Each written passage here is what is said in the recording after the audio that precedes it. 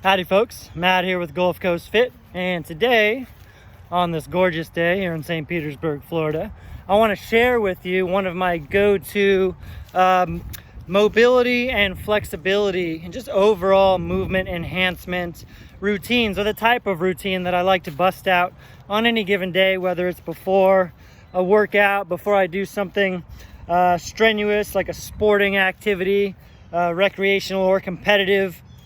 Anyway, just a way to wake up your body, lengthen your muscles, tune into your breath, and mobilize your joints, get your core body temperature up, all the above, all the stuff that a normal warm-up routine is good for. And this is just one of endless ways that you could potentially prep for any physical endeavor. And I'm talking about band dislocates.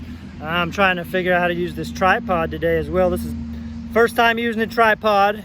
Someone donated it to me and figured I'll try it out while I'm filming. Anyway, band dislocates I feel are a very big bang for your buck modality in movement enhancement, and it's a very dynamic, potentially dynamic way to warm up. And what I really like about it as well is, just like exercise and fitness in general, there's an art to it, and you really flow through it, and you can get creative and just find out what you need. And so I'm going to give you some examples of the type of shoulder dislocates or band dislocates that I do, and you can try them out for yourself, or you can again get creative and maybe do different variations of what I'm showing you. So that's what it's all about, is finding what you need and exploring yourself from the outside and the inside. And oh, stepped on something pointy. Hey bub, here with my son today, Gus. Got some kisses? Give me a kiss. Oh, thank you so much, Bubby. Thank you. He's happy because we've been here most of today. I am fortunate enough to have front-loaded all of my appointments today, and I was done by about 10 a.m. So we've been doing just this, hanging out at the park, sun worshiping, doing a little. I'll get on track soon, but here we go. Just give you a quick peep into the life. This was the office today for the last 6 or 7 hours, doing some body work, doing some orange eating, doing some stick whittling with my favorite blade. It's funny because Gus just comes and takes the sticks that I'm whittling every time I'm working on it, because he's got to have what Dad's got, And so I just started this one. I'm sure he wants it because I was using it. Want it, bub? Yeah, he does. Now he'll go chew on that until he decimates it completely. Orange peel. But Matt, that's littering. No, that'll be squirrel food by sundown. All right, so let's begin running through some dislocate variations. Now this is not necessarily the order that I would always do them. It kind of depends on what my body needs any given day, and just hope you learn something new that you can implement on your own. All you need is a band, any type of band, light resistance, the kind of bands with handles. See if I'm in the picture here, or the loop bands like this are my go-to. I'm getting super fancy today. I got a Bluetooth speaker acting as a microphone. Is that fancy, or is that just completely low budget? I don't know. This is fancy for me. Hot coffee. All right. So what I really like about using shoulder dislocate variations to mobilize your entire body is that no matter what you do, no matter what type of variation you come up with the band, it's going to give you a lot of different stretches simultaneously. And let me see if I'm in the picture when I stand up. Nope, my head's cut off. Maybe just a little shaw. Maybe I'll scoot this up a little bit. I don't know if that will help. Nope, I should scoot it back. All right, sweet. I'm gonna run through these pretty briefly. This is not necessarily a long tutorial getting super sciencey and everything, but let's start with a conventional shoulder dislocate. I like to take a thumbless grip when I do shoulder dislocates. That's just my own preference. I feel like I can pass the band over and back a little bit smoother on my shoulders than when I'm gripping it with my thumb. So that's just me. You can try thumbless if you'd like. And I'll do just a couple of repetitions of each variation that I'm going to show you today. That way this doesn't end up being an hour-long shoulder dislocate routine like it kind of is when I'm just flowing through it at my leisure here at the park. So I'm going to give you 3 reps of just conventional shoulder dislocate. And what I'm really trying to do here is mobilize the scapulas and articulate every point in this shoulder dislocate, elevating the shoulder blades, retracting, depressing. Always inhale as I lift the band and open up, elevate the scaps, protract and depress. Give you one more, big air, big shoulder shrug. And you really want to think not about what the band's doing, but what your shoulder blades are doing. There we go. Next one I'm going to go into is a good morning dislocate, which I like because it really greases our hip hinge groove. And so with about a hip width stance, I hinge back, facilitating a nice stretch, a lot of tension in the hamstrings and glutes, just like you would on a deadlift. In this hinged over position, big air, same big breath coming over. Bring that all the way back, touch the booty. Really pull those shoulder blades back, shrug them forward all the way back to your shins. And then we stand up kind of like a Romanian deadlift. Recommit to the hip hinge. Find that tension in your hamstrings and glutes as soon as possible. Big breath as you lift. Exhale as you lower. Inhale deep and diaphragmatically as you lift. Exhale as you bring it back over and come on up. So I really like that good morning dislocate because again, we're working the hip hinge, getting a lot of lengthening effect in the posterior hammies and glutes. Moving right along, we'll do an upper body based shoulder dislocate. And this is a side bend dislocate where we add some lateral flexion in as far as your vertebrae are concerned. So what I'll do is take a pretty narrow stance, about hip width, maybe a little narrower. I'll drop one shoulder, elevate the other shoulder, and in this position, I've already facilitated a pretty good stretch going down the side trunk right here. I take that same big breath as I pull it over, exhale, inhale, exhale. And then I like to alternate sides. So I'll flex laterally the other direction, depressing one shoulder blade, elevating the other shoulder blade, your scapulas. And really I use the bottom arm to pull down and assist in stretching the top arm. So this is kind of a single-sided stretch. And when you're really pulling downward with the bottom arm and making that top arm pretty darn vertical, you really feel a stretch all the way down this side chain here, even into your hips and possibly down your IT band. So same big breath.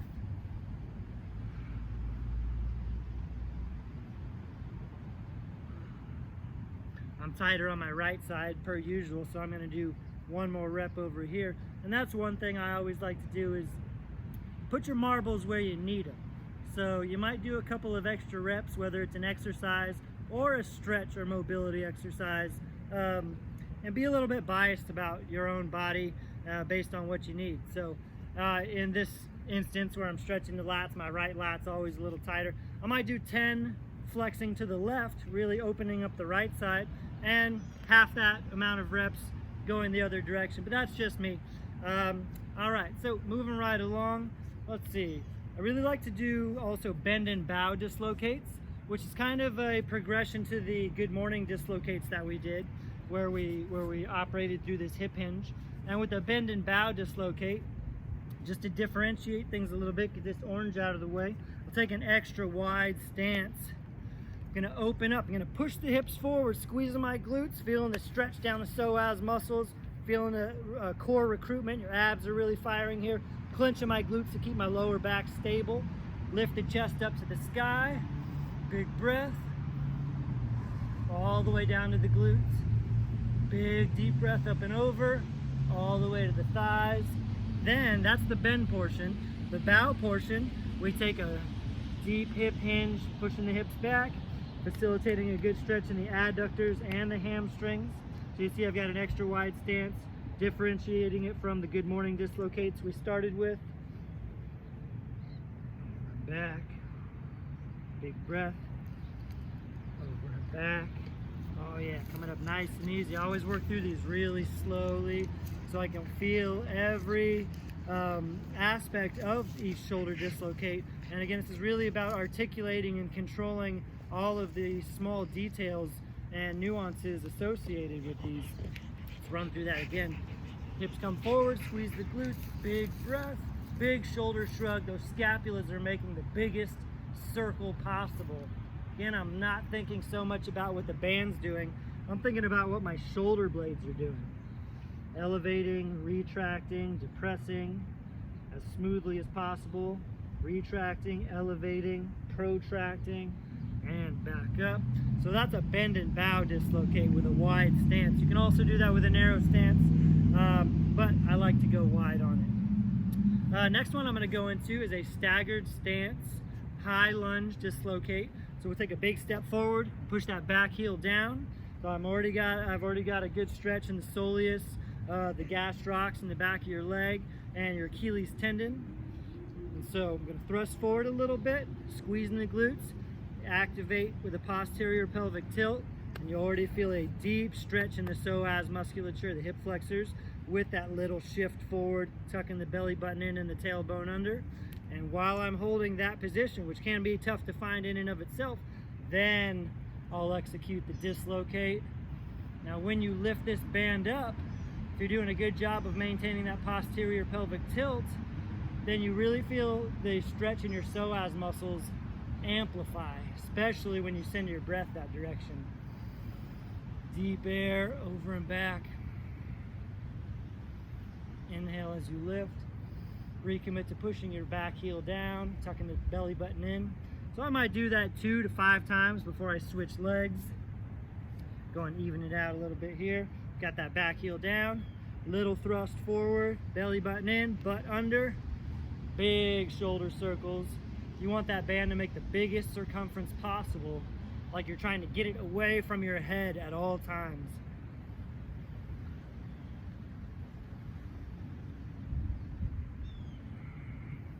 Since I'm really focusing on my posterior pelvic tilt when I get up here and that band is at its peak position, I feel this stretch all the way down my serratus, obliques, into my quads, down through the psoas, and then of course the calf, Achilles tendon in the back. All right, that feels good. Probably gonna do this for another 30-45 minutes once I'm done with you. Let's see, a squat dislocate is one of my favorites. That's what we're gonna go into next. And a squat dislocate is a little bit more demanding, both with the lower body and the upper body. So I usually do a handful of variations before going into a squat dislocate. So with the squat dislocate, we externally rotate the feet a little bit. I go with kind of a narrow stance. The knees flare out. Your weight's gonna go into your toes a little bit, but I'm still pushing those heels down. So I've got a full lower body stretch right now, a lot in the adductors, the inner thighs, calves, quads, glutes. I try to keep my torso up as vertical as possible. And it's a little bit of a balancing act, keeping your spine extended as you bring the band up and behind you. You're gonna feel how your weight distribution kind of evolves, and to prevent yourself from falling back on your butt, you kind of have to lean forward and back to maintain this balance that we've got. Now you see here, I'm busting out a few reps while I'm down in this squat. I'll also do these in a lot of different variations, 1 rep at a time. So I might come up out of the squat after each revolution and then recommit to that squat. Find your way back down. Maybe I play around with the stance a little bit. Big breath over, big breath back. And side note, if you're doing this and you fall onto your butt, that's not a bad thing. That means you were doing a fine job of trying to stay nice and vertical. I'll give you a profile view. If I'm trying to stay upright and really extending my back, squeezing my thoracic spine, then it is quite the balancing act. You'll see me shift forward and back a little bit, and I'm kind of teeter-tottering on the verge of falling over the entire time. So find that fine line, try to walk that line. And let's see, I'll give you a couple more variations, give you a profile shot here. Another one of my favorites is a deep lunge dislocate. So I'll take a long, exaggerated step forward. I'll descend down and forward, allowing the back knee to rest on the ground. Now I've already got a deep stretch in the rear psoas and quadriceps and the front hamstrings. And how far you want to take this down and forward, that's up to you. I like to really split it front to back so it feels like I'm opening the hips up and doing the splits basically. In this position, same big breath, same big revolution.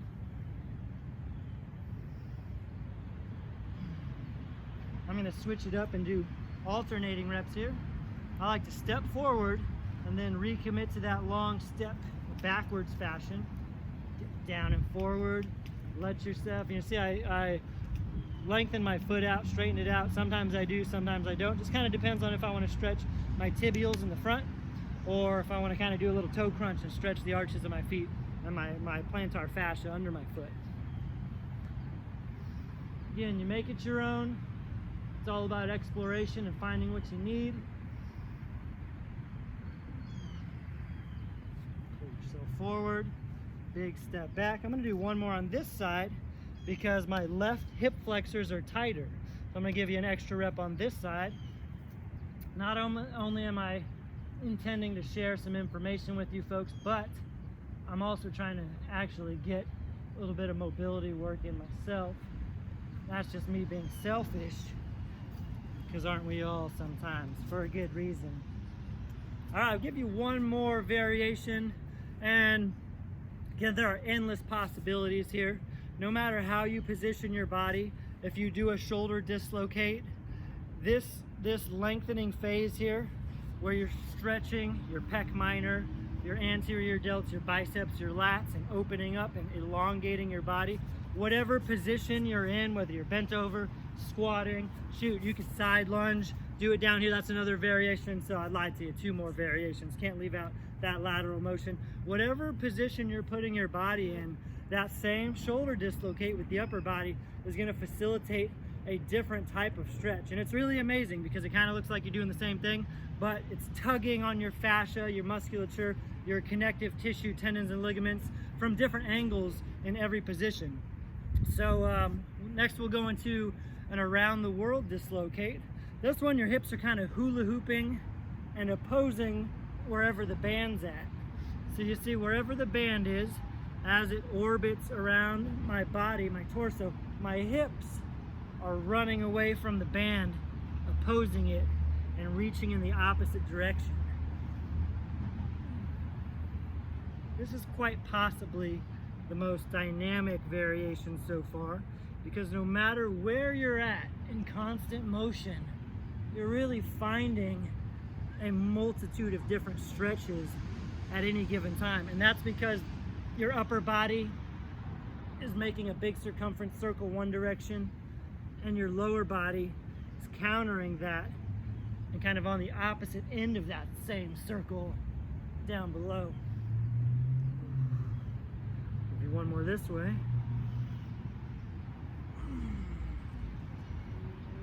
Oh yeah. Woo! So good, it made me feel a little dizzy. All right, last dislocate. Kind of hard to narrow these down, and I don't want to show you an hour worth of different shoulder dislocates. So these several dislocates that we've gone through, give them a try and make them your own. So we'll add some lateral motion in here with a Cossack squat or a side lunge dislocate. So what I do is take a long, exaggerated step out. I descend down into a deep, you could call this a Cossack squat or a side lunge, really stretching the hip adductors. From the profile, this should look like you're doing a very deep back squat.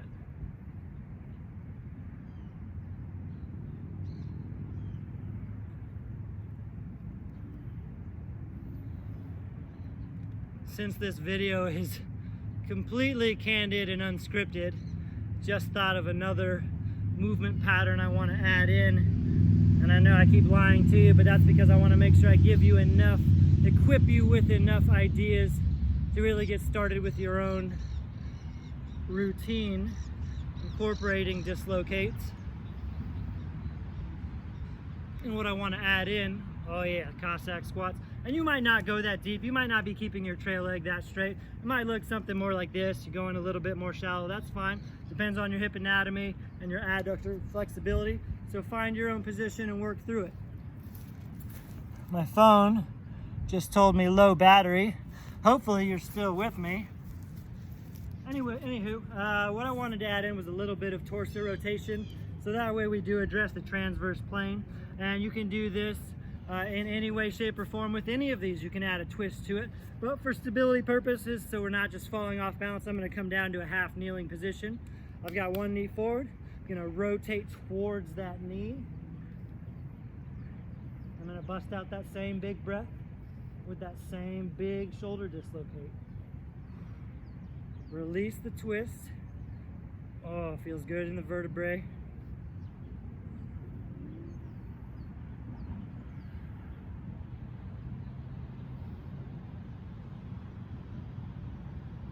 Now, to really get into a good twist, think about pushing one shoulder forward and protracting that scapula, pulling your other shoulder blade back and retracting. You want to come to as close to a 90-degree angle. As far as your rotation goes, try to rotate 90 degrees or as close to it as possible. You can keep your gaze forward or take it with your shoulders. I do it both ways. For today, I'm going to look at you. Actually looking at my dog, Gus, right now, because he is so darn cute. I love him so much. And my eyes are usually on my kid, just like any parent.